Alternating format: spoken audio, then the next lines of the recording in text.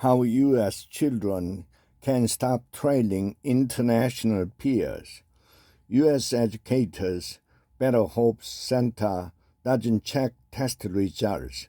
New results from an international comparison of K-12 students showed they continue to fall behind their peers around the world.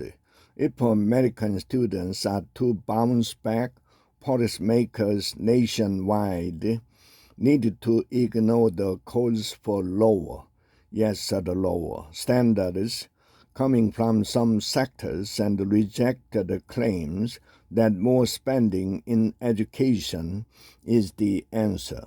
According to an international test known as the Trends in International Mathematics and Science Study, TIMSS, U.S. fourth graders dropped 18 points in math since the last test in 2019, and the eighth grade scores fell 27 points.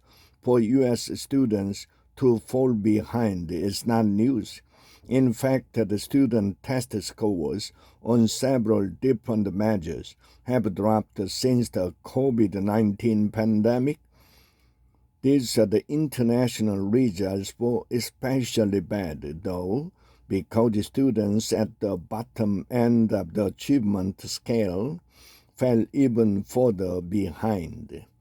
Economists estimate that depressed and depressing results such as this will have lasting consequences on students' future earnings and the entire economy, to the tune of $31 trillion in lost economic output over the next century.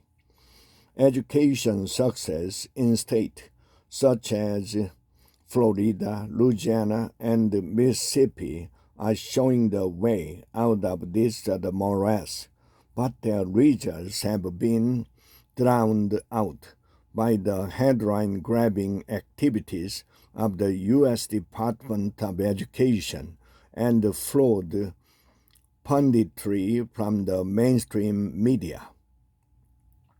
For example, U.S. Secretary of Education Miguel Cardona led a bus tour this fall that touted states where policymakers had increased education spending.